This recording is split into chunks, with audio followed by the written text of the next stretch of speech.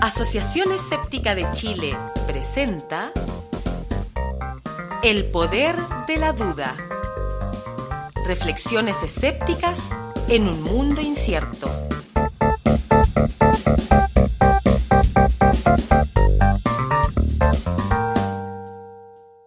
¿Qué tal? ¿Cómo están? Bienvenidos. Nos encontramos de nuevo en El Poder de la Duda. Un nuevo episodio. En esta ocasión tenemos un entrevistado. Tenemos por primera vez un invitado en el sillón de los acusados y tengo dos compañeros para ayudarme a interrogarlo. Tenemos a Cristian Huepe acá. Cristian es físico de la Universidad de Chile y ha estado dando vuelta en los medios como una pequeña rockstar en el último tiempo. ¿Cómo estás, Cristian? Bien, gracias por invitarme. Un honor ser el primer invitado de esta misión. Y para ayudarme en el Consejo Inquisitorial está Roberto conmigo. ¿Qué tal, Roberto? Muy bien, encantado de estar acá. Ya me puse mi sombrero de periodista para este programa. Estupendo. Y Luis, ¿cómo estás, Luis? Hola, ¿qué tal? Muchas gracias por la invitación. Ha sido un gusto estar aquí con ustedes. Oye, yo hice una introducción muy somera, a pesar de que tengo tu CV aquí a la mano. Físico de la Universidad de Chile, nosotros somos contemporáneos de la Facultad de Ingeniería, entonces nos ubicábamos de vista a pesar de que no sé si alguna vez tomamos cerveza juntos. No sé, las actividades tenemos amigos en común, ciertamente. Sí. Seguro. ¿Tú por qué no nos haces una presentación más extensa? ¿Sí? Ya, perfecto. Empiezo al principio. Bueno, empecemos por la universidad. Estudié física en Bochef, de ahí me fui a hacer un doctorado a París. Estuve 5 años y medio en París. Entre el doctorado yo también hago música, entonces me quedé un tiempo más haciendo unos proyectos musicales y después partí a hacer un postdoctorado a Chicago, a la Universidad de Chicago primero, en física todavía. Siempre había trabajado en lo que se llama física no lineal, física fuera de equilibrio, sistemas dinámicos, que puedo explicar un rato más, un poquito más de qué se trata, y ahí me empecé a meter al llegar a Estados Unidos en lo de sistemas complejos, que abarca harto más que la física tradicional, porque se meten cosas biológicas, cosas tecnológicas incluso, y siempre defino un sistema complejo, un sistema con muchas partes interactuantes en que el todo es más que la suma de las partes, por así decirlo, que se genera una dinámica especial en las interacciones. Y ahí, después de un postdoc en la Universidad de Chicago, hice un postdoc todavía en Chicago, pero en la Northwestern, al otro lado de la ciudad. Y ahí empecé a trabajar de una manera un poco extraña porque trabajo medio independiente. Yo soy como suerte de investigador freelance y en eso he estado ya desde hace como 8 o 9 años y vivo en Chicago. Ahora estoy de visita acá en Chile. Y con colaboraciones por todo el mundo, ¿eh? ¿Estuviste en Chile? Colaboraciones con mucha gente, sí. La gracia y la maldición de ser investigador freelance es que uno tiene la ventaja, porque como no hago clases, de poder viajar a hacer colaboraciones, pero también la necesidad, porque si no se olvidan de uno. Y la gracia es que conversando con mucha gente termina haciendo colaboraciones por todo el mundo, que la verdad es que es un placer conocer lugares distintos, tener amigos por todos lados, tener varias ciudades que me son familiares, etc. No me quejo. Oye, y el tema con el que tú has llegado a Chile en las últimas 2 o 3 veces, has venido en los últimos años, te has dado hartas vueltas por acá, son los sistemas complejos, ¿no? Que mencionaste recién, que los sistemas complejos son una moda o una punta de lanza de investigación bien interesante, ¿no? Porque junta un montón de áreas temáticas y parece dar la herramienta de investigación para un montón de problemas que antes parecían inabordables. ¿Nos cuenta un poco más de los sistemas complejos? Sí, como decía, los sistemas complejos es una tendencia que empezó a armarse dentro de la física, de estudiar este tipo de sistemas, justamente alrededor del 2000, cuando llegué a Estados Unidos. Y, como decía, es cualquier sistema en el que se pueda analizar desde un punto de vista riguroso, en el cual el todo es más que la suma de las partes, y es un poco la extrapolación de lo que era la física estadística, en la cual la mecánica estadística realmente, en la cual se explicaba la dinámica de gases como imaginándose matemáticamente qué harían un montón de moléculas que están rebotando en una caja, por así decirlo, ¿no? Entonces después uno empieza a tratar de ver interacciones más complejas, como interacciones de electrones en un conductor o de moléculas en un fluido, y después dice, bueno, si puedo predecir electrones, a lo mejor puedo predecir granos de arena en una duna, y luego dice, a lo mejor puedo predecir lo que hacen muchas hormigas interactuando juntas, y de ahí te vas hasta muchos robots o muchos elementos tecnológicos. Y de ahí incluso a dinámicas sociales, en las cuales en Chile agarró harto un trabajo que hice hace algún tiempo sobre la posverdad, y que viene mucho al caso de esta misión, ¿no? de este podcast, porque allí hicimos un análisis de redes complejas, una parte muy importante de la dinámica de sistemas complejos, o sea, una herramienta muy importante dentro de los sistemas complejos, y tú puedes analizar redes de información de seres humanos con el mismo tipo de herramientas. Y entonces, es súper interesante porque cuando empecé, muchos físicos no tenían ni idea de qué se trataba de eso, y a mí me interesó, y uno no sabe cómo salen las cosas, pero empieza a hablar con una persona, colaborar con uno, colaborar con otro. Y hoy en día la tendencia del mundo es a sistemas descentralizados en general, yo diría. O sea, en el fondo estamos pasando de un paradigma de la máquina de vapor, que era como el paradigma antiguo de 1900, ¿no? Del siglo pasado, en la cual la idea siempre era que había un elemento central que generaba toda la información, la energía, lo que sea, y el resto servía a eso simplemente. Y hoy en día, en cambio, todos los sistemas que se construyen o que se analizan tienen un paradigma mucho más de sistema biológico, en el cual hay muchos núcleos descentralizados que están haciendo distintos cálculos, por así decirlo, análisis, y que de alguna manera se coordinan para generar un fenómeno emergente, que son el tipo de fenómenos fundamentales que nos interesan en sistemas complejos. Los fenómenos emergentes son estas propiedades que tiene el sistema en su conjunto que no tiene ninguna de sus partes, ¿no? Exactamente, claro. Y es bien curioso este caso de los sistemas complejos, que yo no sé si se desarrolla preferencialmente a partir de la física, pero lo cierto es que da herramientas para analizar fenómenos que entran en las ciencias sociales, que habían sido bien esquivos a la cuantificación y al modelamiento. Sí, es bien interesante eso, porque de hecho uno de los tipos que empezó las redes complejas, la teoría de redes complejas moderna, fue László Barabási, un físico húngaro. Y él lo conozco hace varios años, y él siempre dice que cuando él se metió en hacer esto tenía mucho la inspiración de la psicohistoria en las fundaciones de Asimov, ¿no? Que, para quienes no sepan, las fundaciones son 3 libros que cuentan una historia futura de miles de años en el futuro, y en los cuales se desarrolla una ciencia que es la psicohistoria, que de manera analítica puede predecir el futuro. Y entonces él tenía siempre esa inspiración un poco. Entonces creo que, a pesar de que no necesariamente era una intención declarada, siempre estaba un poco en la cabeza de la gente la idea de poder predecir dinámicas humanas. Gran novela, ciencia ficción. Un verdadero fanático te diría que son muchos más libros. Sí, claro. Sí, yo precuelas y secuelas. Leí los 3 y leí unos 3 más, creo, no me acuerdo, hace muchos años. De hecho, me dan unas ganas de leerlo de nuevo. Entretenidísimo. ¿Y tú podrías proveer una definición sistémica compleja de la posverdad? Sí, justamente eso. Ahora me perdí una conferencia que se llama Net Science, que fue no muy lejos de Chicago, pero no pude ir porque tenía otros compromisos y después venía para acá. Recién la semana pasada, y estaba viendo algunas de las presentaciones, y hay varias presentaciones que tenían que ver con posverdad de alguna u otra manera. Lo que hicimos nosotros, creo que tenemos que relanzarlo, porque es un trabajo que hicimos de manera muy teórica hace algunos años, y hoy en día creo que se aplica mucho más, y entonces tenemos que publicar algunas cosas en que se aplica más claramente. Pero creo que da una visión conceptual bien clara de por qué se puede analizar la posverdad con un análisis tipo sistemas complejos. Y si lo explico en resumen, la idea es que... me voy a demorar un par de frases. La idea es que tenemos distintos... Es que normalmente para describir una red de información, cómo se transmite una información, la información de un grupo de seres humanos, podemos construir una red. Una red en la cual cada nodo es una persona y cada enlace es si se comunican, si transmiten información del uno al otro.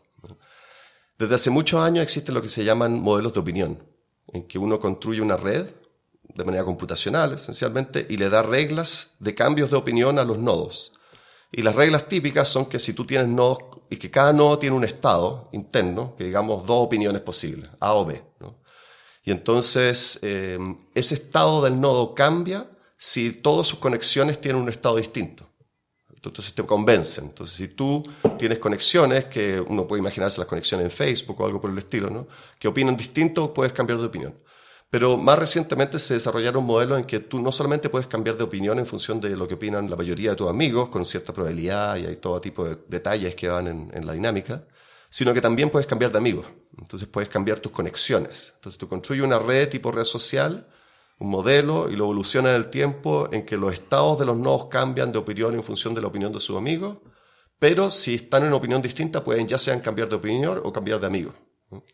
Y cuando evoluciona ese sistema te das cuenta que hay una transición, una suerte de fenómeno emergente que es una transición de fase, en lo cual para ciertos parámetros se divide la red en dos redes que no tienen ninguna conexión. Entonces eso es lo que sería un atractor global del sistema, en el cual una solución es que eventualmente llegas a un punto en el cual hay una red que opina A, una red que opina B y no tiene ninguna conexión entre ellas. Alcanza una estabilidad en grupos autorreferentes. Claro, exactamente. Entonces es un poco una estabilidad autorreferente, pero todavía no es tan cercano a la posverdad, porque los modelos clásicos consideraban conectividad homogénea, o sea, cada nodo tenía típicamente el mismo número de conexiones. Y además consideraban conectividad bidireccional, o sea, la interacción es para los dos lados cuando hay un enlace. Lo que nosotros hicimos hace como ya 6 años, quizás más, es un modelo en el cual consideramos conexiones unidireccionales, o sea, yo te escucho a ti, pero tú no me escuchas a mí. Y además considerábamos una distribución de conexiones. Entonces había una distribución que se llama de cola larga de conexiones, que es mucho más parecida a la distribución de redes sociales, ¿okay? Donde hay mucha gente que tiene pocos amigos y unos pocos que tienen muchos amigos, que es lo que se ha analizado típicamente, que son las redes sociales reales. Y lo que encontramos en ese paper es que cuando hacíamos ese análisis, en contraste con los modelos tradicionales en los cuales la transición de fragmentación sucede solamente para ciertas regiones de parámetros específicos, con estas nuevas condiciones la transición de fragmentación sucede para casi cualquier parámetro. Entonces, ¿qué quiere decir eso? Quiere decir que con ese tipo de conexiones es muy fácil que se dé esa división en dos comunidades. Y si uno se fija en qué quiere decir ese tipo de conexiones, es mucho más parecida a las conexiones que suceden hoy en Internet que las conexiones que teníamos antiguamente. Las conexiones que teníamos antiguamente mediante los medios, teníamos algunos medios que abarcaban a casi todo el mundo. Entonces, eso eran como unos nodos muy especiales que cambiaban la dinámica. También las interacciones que teníamos antiguamente persona a persona tienden a ser bidireccionales, ¿cierto? Pero si tú piensas en Twitter, piensas en los blogs, piensas en la microprensa, por así decirlo, los podcasts, por eso, ¿no? Hay mucha gente que puede generar esa información. Tienen un número respetable, pero relativamente pequeño de seguidores comparado al universo, ¿no? Y lo que vimos es que cuando sucede eso, la fragmentación se origina justamente en esos círculos autorreferentes muy pequeños, o sea, en algunos nodos que tienen pocas conexiones, pero se muerden la cola, ¿no? Y como es unidireccional la información, realmente forman un círculo que es casi imposible de romper. Y eso forman como un centro de nucleación alrededor del cual se forman estas comunidades que luego fragmentan la red. Entonces, como que entendimos de manera un poco sorprendente, porque normalmente los nodos que son importantes en una red son los nodos que tienen muchas conexiones. En cambio aquí, los nodos importantes son los nodos que tienen pocas conexiones, pero que forman una comunidad muy robusta. Poesía. Ya.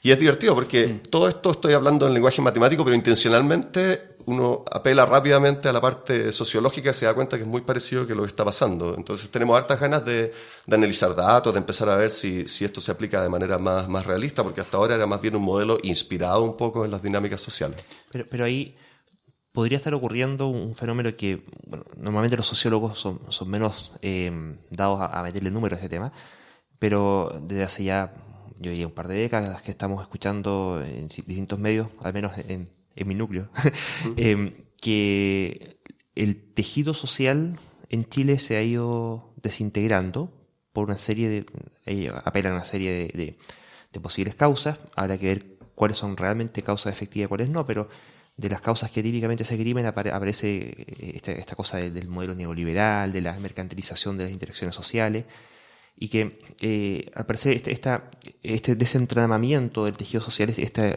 progresiva individualización de la sociedad, me resuena con lo que tú describes, ¿cierto? Antes había vida de comunidad, hoy en día hay vida con suerte de vecinos, con suerte de copropietarios de una comunidad, y con suerte eso, son en realidad muchas personas islas repartidas por todas partes. Y claro, el efecto sistémico, tiendo a pensar, no me consta, pero tiendo a pensar que hay una especie como de círculo vicioso. Tú, mientras menos relaciones sociales tengas, más difícil es aumentar la cantidad de relaciones sociales. Entonces, como que tiende a formarse este núcleo de aislamiento. ¿Esto sería coherente o no? Sí. Ciertamente, lo que nosotros hacíamos era un poco un modelo mínimo, ¿no? Un modelo minimal. Hay un montón de factores que se agregan a esto cuando uno empieza a ver los detalles. Uno de los elementos que existen hace bastante tiempo es el que se conocen hace tanto tiempo desde el punto de vista de sociología, psicología, es la homofilia, que uno tiende a acercarse a la gente que piensa como uno, ¿no? Claro. Eso ha existido de siempre. Pero yo diría, siguiendo tu punto, que, por ejemplo, una sociedad de mercado, digamos, tiende a incrementar incluso la homofilia, porque los grupos que se forman mediante la homofilia son segmentos de mercado, y a las empresas le conviene tener segmentos de mercado. Entonces, todo el sistema está desarrollado para que tú tengas segmentos súper diferenciados y que esos segmentos no hay el capitalismo clásico, digamos, no tiene ningún interés en que haya unos puntos de encuentro social, por así decirlo, que vayan más allá de interacciones de mercado.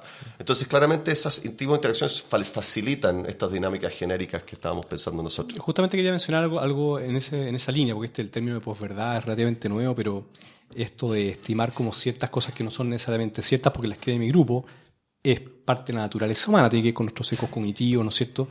Pero es interesante cómo el fenómeno parece haberse actualizado o intensificado por la dinámica en redes sociales de internet y que es más fluida. No es tan fácil que yo cambie amigos en la vida real como lo hago en redes sociales y que finalmente formen estos grupos que son más autorreferentes, con los cuales me comunico, etc. Y qué interesante constatar cómo aparece reforzado desde distintos ángulos. Por un lado está esto de la homofilia y que yo efectivamente me dirija o me aproxime más fácilmente a grupos que piensan como yo pienso, y es más agradable que me confirmen mis ideas sobre mi cosmovisión del mundo en vez de exponerme información desconfirmatoria que es dolorosa, ¿no? Según algunos estudios de neurociencia, Sam Harris había estudiado un poco en eso y que es bastante intuitivo, a todos nos cuadra, es un poco que un ejercicio escéptico por lo demás hacer lo contrario, claro. Hacer un esfuerzo deliberado por exponerse con información desconfirmatoria, cuestionarla que a uno le agrada. Ya ahí hay un primer reforzador, pues yo refuerzo mi propia identidad al incorporarme a dicho grupo. Luego está el refuerzo del grupo en sí mismo. Aun cuando yo disiento un poco lo que dice el grupo, yo quiero pertenecer al grupo. Claro. Está el group thinking, ¿no es cierto? El pensamiento grupal que con determinadas características. Hay un psicólogo, creo que de apellido Yanis, que define algunas de las características típicas del pensar grupal, refuerzan mucho ciertos conceptos o ciertas ideas al interior de un grupo. Y luego están los elementos externos y de mercado que yo creo que son clave.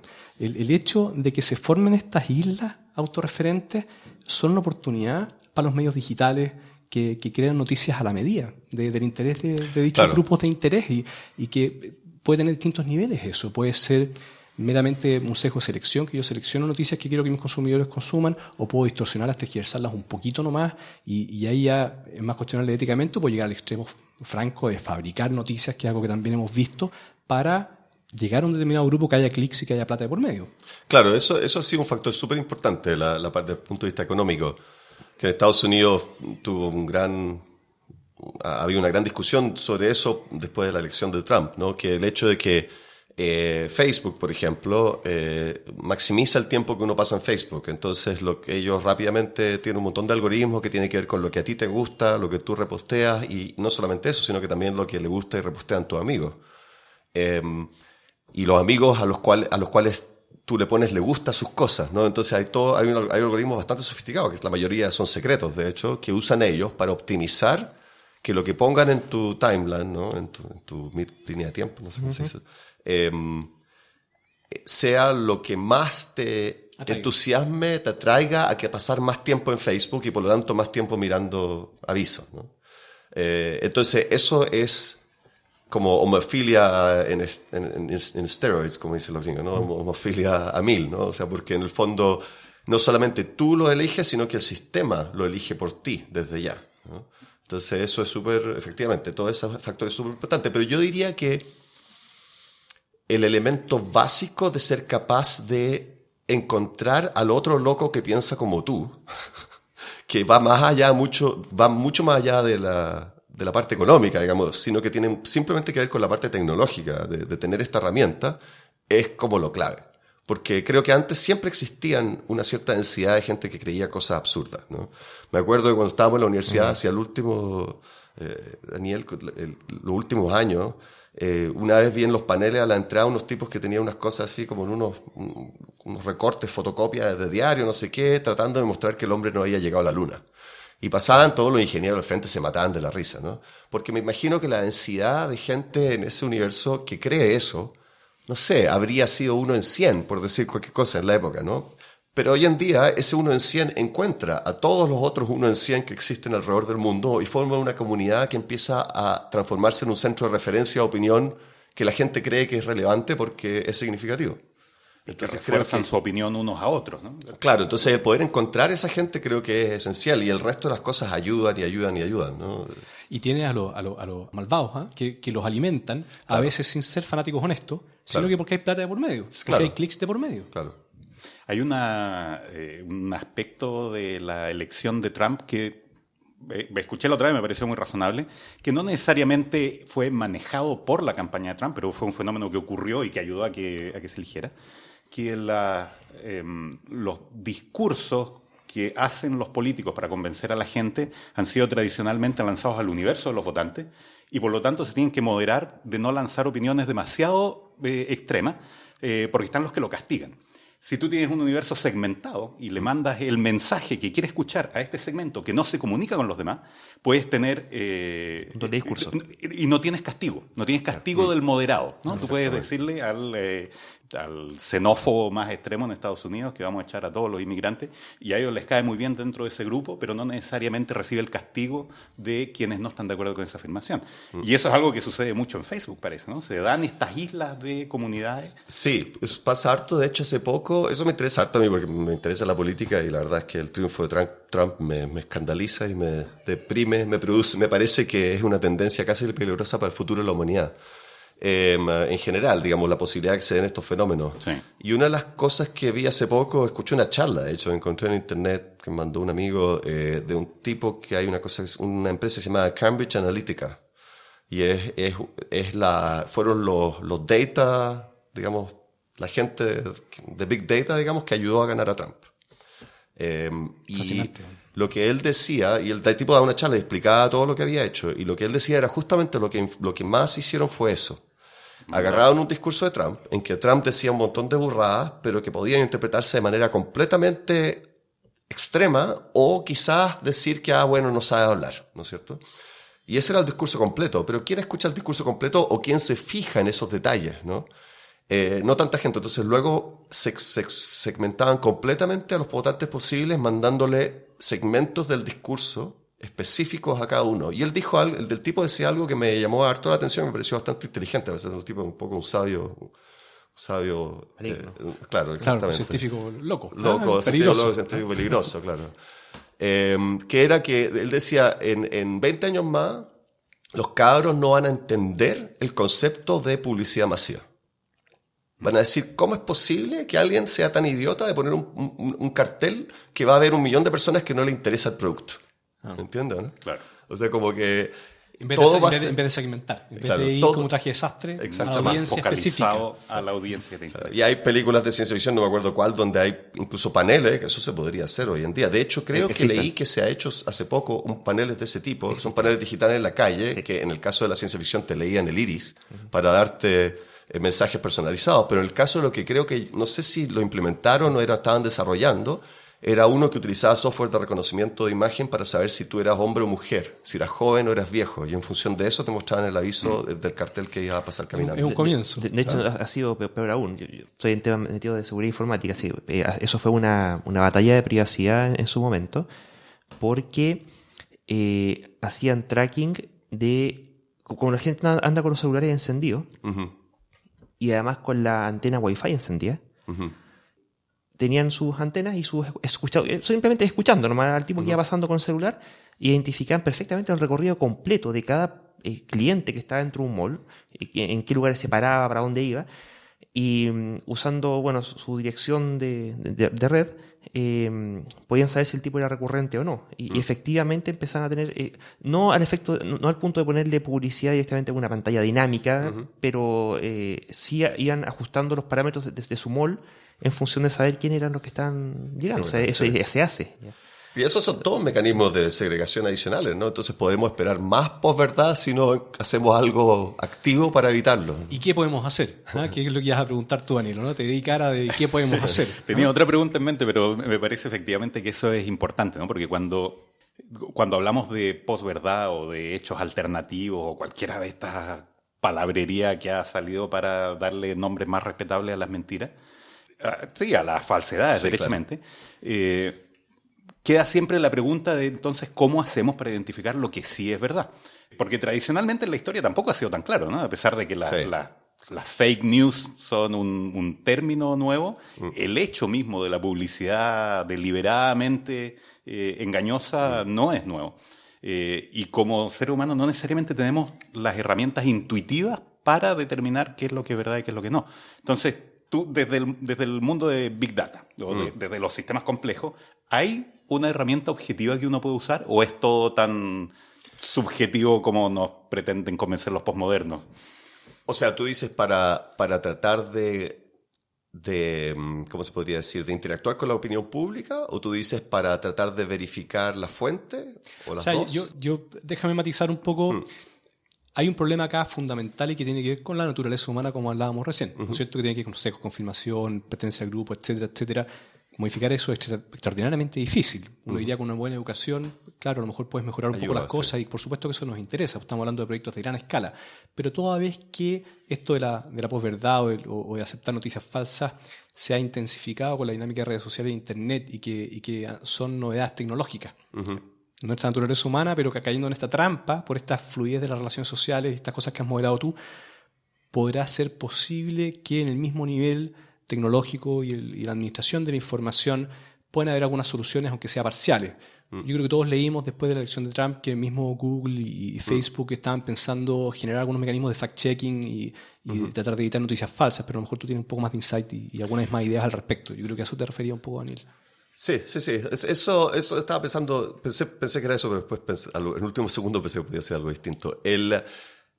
A ver, primero diría que todo esto está cambiando muy rápidamente y está desarrollándose muy rápidamente. En este momento diría que no hay nadie realmente que entienda cómo controlar esto, pero hay mucha gente interesada.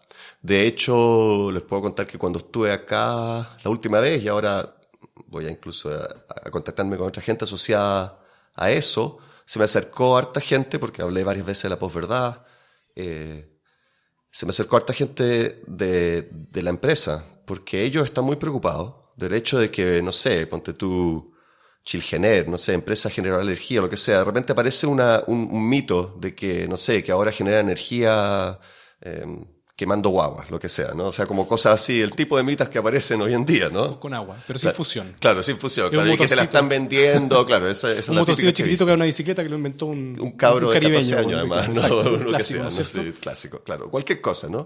Y que en el fondo nos están engañando, ¿no? Nos están engañando y terrible, y la gente deja de invertir, bajan las acciones, la opinión pública, hay protestas, todo lo que quieran. Los tipos de las empresas que muchas veces se merecen algunas críticas, ¿no? Más que alguna crítica, pero muchas veces no se merecen las críticas que se le hacen específicamente, no tienen ni idea cómo interactuar con eso. Y al punto que se me acercaron a mí un tipo científico que habló algunas charlas para preguntarme, oye, a lo mejor tienes alguna manera de enfrentar eso, porque nosotros escribimos un comunicado de prensa y no nos cree nadie, ¿no es cierto? O sea, no hace ni un cambio en la dinámica, ¿no?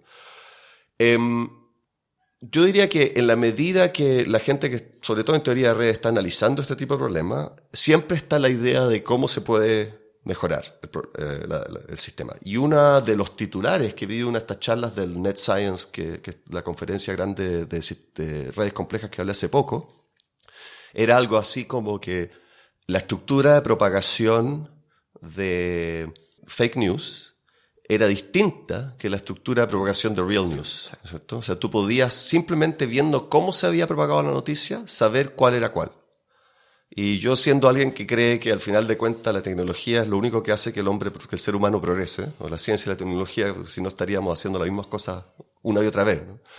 Creo que la solución va a venir de ahí, efectivamente, de la ciencia y la tecnología, y que de alguna otra manera hemos desarrollado herramientas como Google o antes como el Cardex o el orden alfabético para lograr manejar más y más cantidad de información.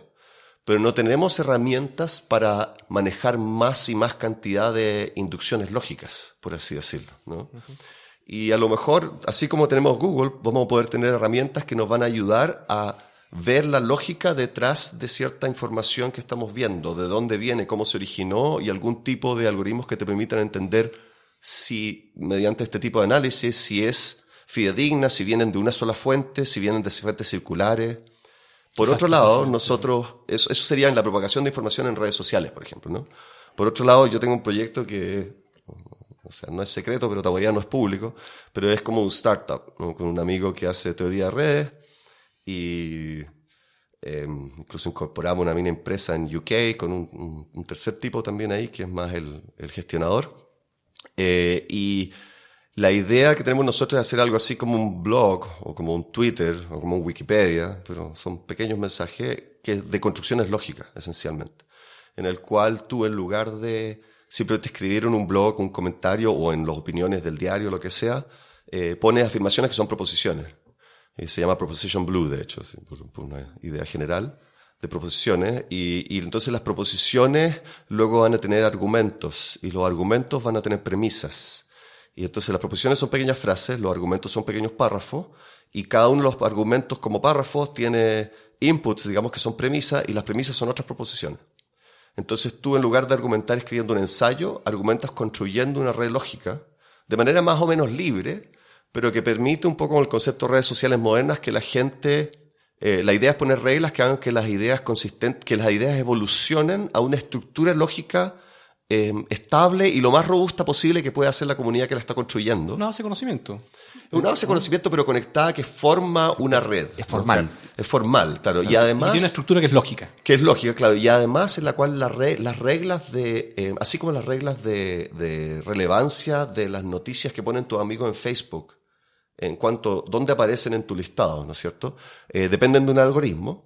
Aquí la relevancia de ciertas proposiciones también van a depender de un algoritmo, de manera tal que, digamos, contribuya a que se formen redes lógicas que, en el fondo, por ejemplo, que no hayan dos redes lógicas que digan lo mismo, que sobreviva la red lógica que argumentó mejor, o que la gente pensó que argumentó mejor, ¿no es cierto? Cosas por el estilo, estructura y todo eso. Y nuestro ideal es que haya participantes que sean gente que cree en tonteras, de nuestro punto de vista, claro. y que creen que lo pueden demostrar, y que creen que pueden argumentar, y que argumenten. Y que el sistema soporte eso. Y que el sea sistema capaz de soporte, defenderse y eso por su construcción. Que sea, vaya decapitando las malas ideas. Yo ni siquiera diría, la idea ni siquiera es que se la decapite. La idea es que las estructure de manera transparente. O sea, plantear los argumentos como un silogismo. Exactamente, que la idea sea, entonces luego, después, uno puede analizar, así como el análisis de la propagación de noticias, ¿no es cierto? Puede analizar qué estructura tiene esa idea, esa proposición. Tiene argumentos circulares detrás. Claro. Tiene, ¿no es cierto? Tiene un montón de, a lo mejor el mismo argumento, la misma proposición puede ser una premisa para argumentos que luego son contradictorios entre ellos. Hay un montón de cosas de ese tipo, ¿no? El solo hecho de reducirla a estas formas más simples hace más fácil el análisis para uno y para los que participan de... Exactamente. La idea no es seleccionar los mejores, sino que para la gente sea transparente cómo son distintas estas cosas, ¿no es cierto? Como que la vea de manera gráfica. ¿Entiendes?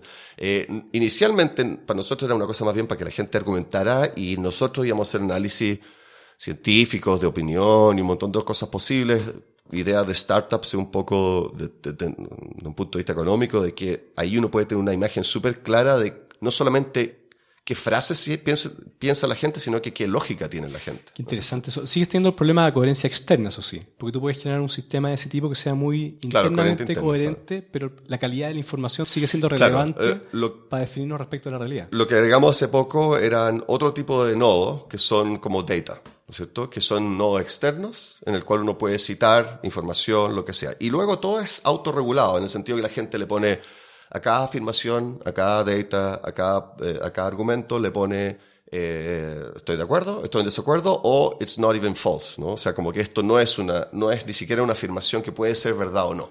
It's not even wrong, como decía, claro, exactamente como decía Pauli. Entonces, la idea era entonces con esta interacción esperamos que se dé un fenómeno súper interesante. Vamos a ver para dónde va esta cosa. O sea, inicialmente, como decía, era más que nada para nosotros una idea de análisis de opinión, casi científica, pero en la medida que esto ha ido agarrando vuelo en el mundo, todo este problema, yo le estaba proponiendo hace poco a Tilo, este amigo principal con el que estoy trabajando, que debiéramos pensar pronto en agregar una interfaz gráfica para que la gente pueda hacer un poco ese análisis ellos mismos, de alguna otra manera. Un open data Claro, como un poco un open data, claro. O sea, como que consideráramos que el factor no solamente de un análisis de opinión, sino que el factor de influencia social que puede tener una herramienta como tal es algo que nos tenemos que tomar muy en serio hoy en día. Bueno, ahí viene todo un tema que en el mundo de la informática en general no sé hasta qué punto se le da el peso que corresponde en realidad, que es la ética de los algoritmos. Claro, sí, ciertamente. Porque finalmente el algoritmo hay que tener cuidado con a quién se le echa la culpa o la responsabilidad de las decisiones, ¿cierto? Como cuando dicen, no sé, el sistema está malo, ¿no? Es que el algoritmo decidió tal cosa, el algoritmo presentó... Bueno, pero ese algoritmo está hecho por alguien. Claro. Y ese alguien tuvo que diseñarlo, tuvo que pensarlo. Algunos son más deliberados que otros, hay otros que son medio coyunturales. Claro. No obstante, en última instancia hay alguien que es responsable de poner ese algoritmo en funcionamiento y tiene que hacerse cargo de las consecuencias positivas y negativas que eso produce. Desde ese punto de vista, nosotros lo que nos interesa mucho es que los algoritmos que usamos, por ejemplo, para seleccionar que no son más relevantes, que no son menos relevantes, sean de alguna u otra manera abiertos, porque si no, la gente va a empezar a hacer conspiraciones acerca de eso. Claro.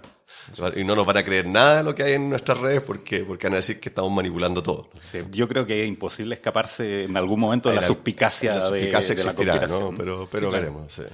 Oye, yo tenía una duda que me venía dando vuelta hace rato en la cabeza. Cuando tú hablaste de este trabajo que hiciste con tu colaborador, ¿cómo se llama? Tilo, dijiste. Tilo, sí. Ustedes lo que hicieron es un modelo, ¿no? Donde tienen ciertas reglas de interacción, de nodos, etcétera, y ustedes encuentran que ese modelo se parece a cómo funcionan las redes sociales, por ejemplo, donde funcionan seres humanos de verdad. ¿Hay alguna un input hacia las ciencias sociales? Digamos, si decimos que estas reglas funcionan y reproducen este modo de funcionamiento de las redes, ¿qué quiere decir eso acerca de cómo se comportan los humanos de verdad? Yo vuelvo sobre esto de que hasta el momento ha sido la física o las matemáticas, no sé, los que más han desarrollado estas herramientas, pero que finalmente está dando luces súper importantes sobre el funcionamiento de las sociedades humanas, ¿no? ¿Ha habido investigación de ese lado? ¿Ha habido interés en darle más vuelta? Yo diría que incluso más allá que las dinámicas de opinión específicas, ¿no? Hay todo un área emergente que se llama Digital Humanities y yo diría que conociendo la historia de lo que sucedió cuando se empezaron a utilizar herramientas Big Data y herramientas más cuantitativas, analíticas en la biología, creo que estamos en un momento equivalente a lo que pasó entre las matemáticas, la física y la biología hace como 15 años, no sé, una cosa así, donde yo me acuerdo que los biólogos decían, bonito el resultado, pero a mí no me sirve para nada para escribir mi paper, ¿entiendes? ¿No? Y hoy en día es todo lo contrario. Hoy en día los estudiantes de biología se meten al tiro a hacer modelos computacionales, un montón de cosas. Entonces creo que en humanidades estamos en lo mismo. Los sociólogos hay una comunidad muy pequeña que pescan y nosotros dentro de todo, desde el punto de vista más analítico, físico, matemático, computacional, no sé, depende de la distinta gente que trabaja en redes complejas, no tenemos necesariamente conocimiento para ir más allá y decir, bueno, este es el paradigma que está cambiando a nivel social, no sé, ¿me entiendo? No tenemos el antecedente histórico, entonces como que se necesita esa interacción y me da la impresión que no hay tanto todavía, pero no me parece extraño porque es como lo mismo que pasó con la biología hace 15 años. Así que creo que de aquí como las cosas son cada vez más rápidas, yo creo que de aquí a 10 años ciertamente va a ser una cosa súper estudiada, incluso antes, porque mal que mal, donde hay plata en una carrera como sociología es mercadotecnia, ¿no? Al final de cuentas. Claro. Y ahí los datos son súper importantes. Y donde hay plata se desarrollan las cosas, así que mal que mal, ¿no? En el mundo actual, por lo menos. Así que eso claramente va a pasar. Mencionabas que una noticia falsa, ustedes podían detectar que tenía un patrón de propagación que era claramente distinguible del patrón de propagación de noticias verdaderas. Hace unos pocos años, a propósito de los terremotos, también hubo acá en Chile. Digo, es que para público internacional acá tiembla cada rato, ¿cierto? Entonces, sí, claro, para nosotros los terremotos relevantes son algunos en particular. Para el del 2010, recuerdo, hubo todo un análisis, un estudio también de noticias falsas o de opiniones en Twitter respecto de todas estas cosas que aparecían de los saqueos, cosas por el estilo. Mi duda es si acaso esa diferencia entre entre el patrón de propagación de la noticia falsa versus la noticia verdadera es una diferencia estructural o es una diferencia coyuntural. ¿Por qué hago la pregunta? Porque un buen fabricante de noticias falsas podría decir, bueno, dado que esta noticia falsa que antes me era muy fácil fabricar y es claramente distinguible porque tiene este patrón versus estas otras noticias verdaderas que se propagan de esta otra forma, y me están pillando. Entonces, ¿qué es lo que puedo empezar a hacer? Empezar a hacer la mímica, la camaleónica, de empezar a fabricar estas noticias que imiten este otro patrón de propagación, de forma muy similar a como ocurre en Internet también con el problema de los bots, cuando crean cuentas falsas, por ejemplo, que si uno hace un bot inocente, que publica muchas cosas, sigue a mucha gente, de la nada apareció y toma fotos de cualquier parte. Hay ciertos, en los grandes números, hay diferencias estadísticas claras y los sistemas Twitter, Facebook, Google, lo que sea, rápidamente lo detectan como una cuenta falsa, se le levanta una alarma roja a un operador, mira la cosa y lo dan de baja, ¿cierto?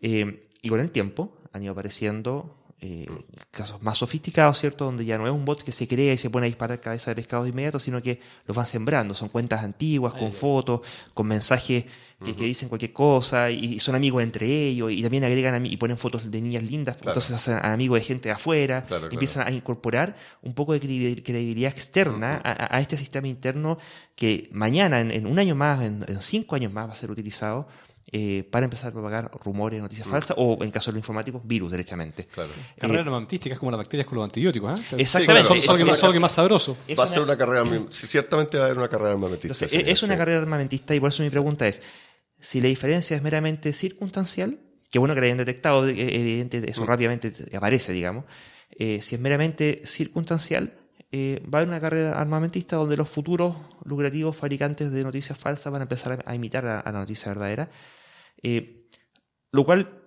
yo no sé cuál es el veredicto, porque si hay una diferencia que es más estructural, me gustaría saberla, porque quizás sería el santo grial para discernir. Para vendérsela a los malvados. Porque tengo un negocio en mente. Claro.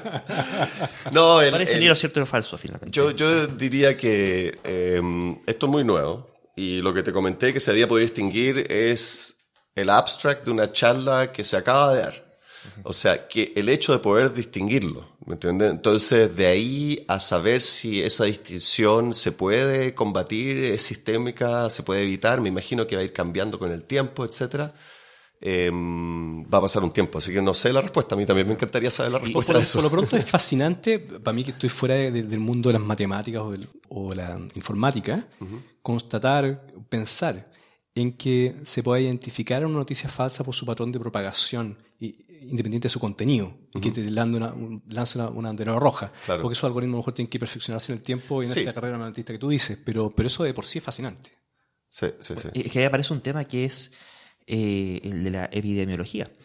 Así como uno puede ver una diferencia de cómo se propagarían, bueno, yo no sé si se han hecho a esta altura armas biológicas que sean como virus diseñados, que se plantan de una determinada forma, versus cómo se propagan los virus naturales. En computación está el símil también.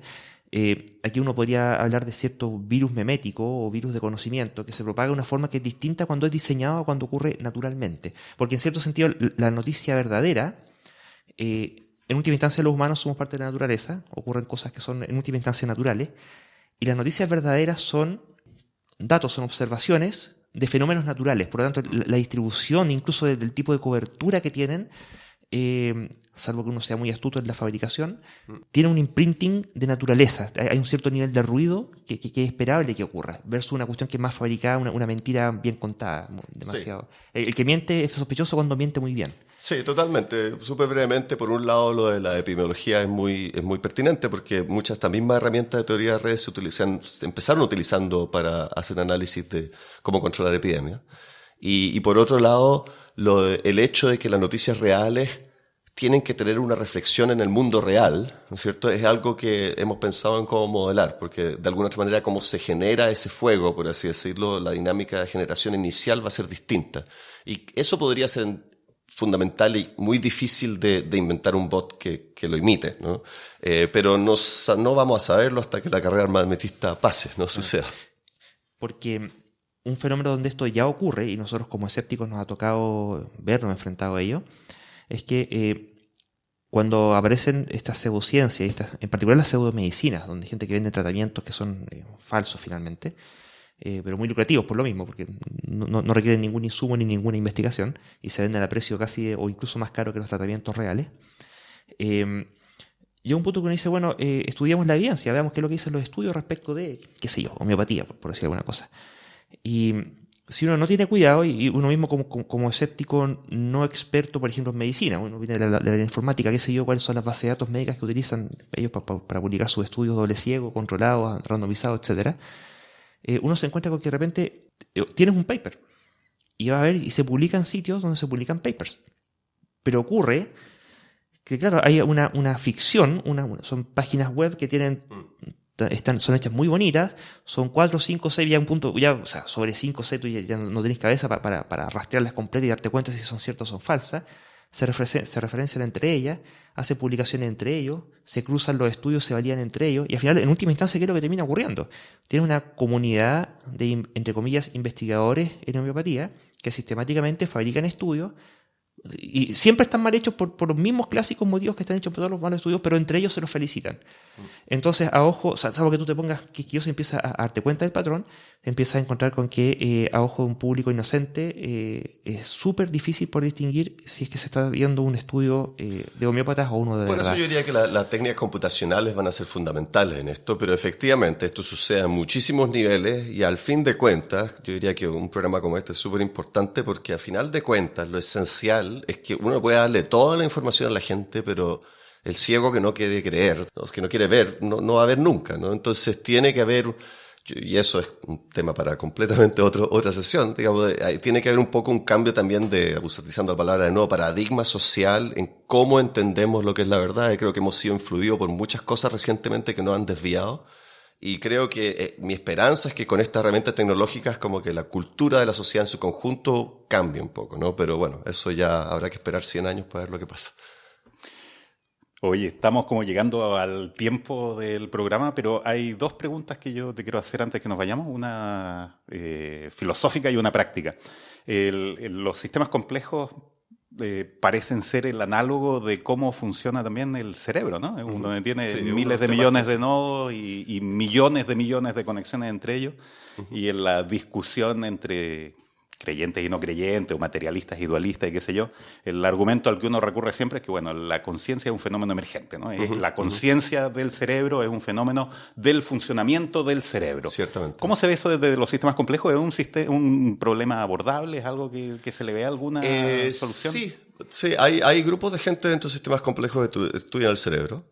Y una de las, digamos, obviamente lo que sabemos del cerebro es limitado, ¿no? Y solamente en los últimos par de décadas la gente lo ha puesto a estudiar, y todavía una minoría de gente que hace análisis se ha puesto a estudiar realmente el cerebro como un sistema, porque como antiguamente teníamos esa idea de que una parte, un rincón del cerebro controlaba un dedo, el otro controlaba, era una cosa muy atomizada, ¿no? Y lo que hay, análisis estadísticos que hacen correlaciones entre la actividad cerebral que se mide y dinámicas típicas colectivas que vemos en sistemas complejos. Y hay un montón de cosas como muy a gran escala que ya se están aclarando, ¿no? Entonces, por ejemplo, hasta qué punto la actividad a múltiples escalas de tu cerebro es esencial para que tú tengas un pensamiento normal. Si tú tienes actividad a pequeñas escalas descorrelacionada, no es normal. Y si no tienes correlación entre las partes distantes de tu cerebro, no es normal. Y si tienes solamente correlaciones entre distantes del cerebro, o sea, tu cerebro está demasiado sincronizado, tampoco es normal. Entonces hay ciertas cosas que se empiezan a entender, y también se empieza a entender ¿cómo se puede decir? ¿Cómo empezar a abordar el problema de lo que pensamos, o de la información de lo que pensamos? Y en lo más rápido posible puedo contar una cuestión fascinante que se ve en YouTube, que se hace con análisis de Big Data nomás, en el cual, sin entender lo que está haciendo el cerebro, le muestran a pacientes un montón de videos en YouTube, y luego miden su actividad cerebral. Y luego construye una base de imágenes de YouTube, de videos de YouTube, y luego le muestra un nuevo video de YouTube, y basado solamente en la actividad cerebral tratan de adivinar qué imagen está viendo. Y hay un video en YouTube donde tú ves que la imagen que le presentaron y la imagen que reconstruía, y es como una imagen media onírica. Genial. Sí. Es súper interesante. Entonces, en la medida que tenemos maneras de explorar más el cerebro, que ha sido una gran limitante hoy en día, porque ni siquiera sabemos quién está conectado con quién cuando empezamos a abrir el cerebro, ¿no? O sea, ni siquiera entender las conexiones que tienen las neuronas es una pesadilla a nivel técnico, digamos, pero es uno de los grandes proyectos. El Brain Project de Europa tiene otro también, ¿no?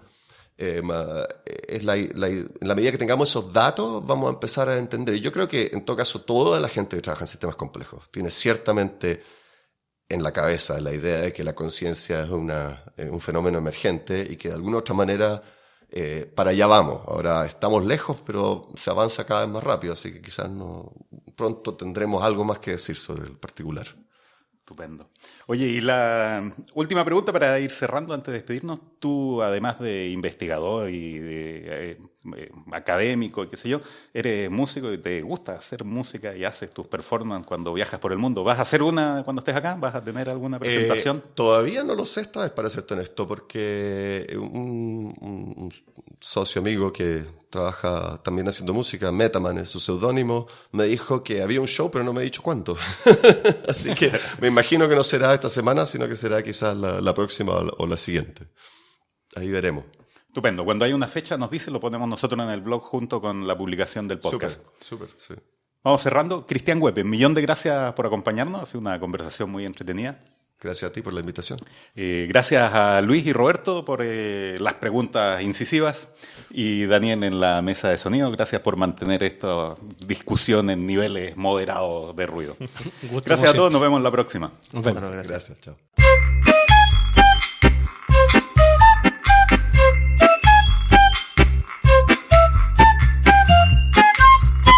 Este programa es producido por la Asociación Escéptica de Chile, AECH, organización dedicada a la promoción del pensamiento crítico, la razón y la ciencia.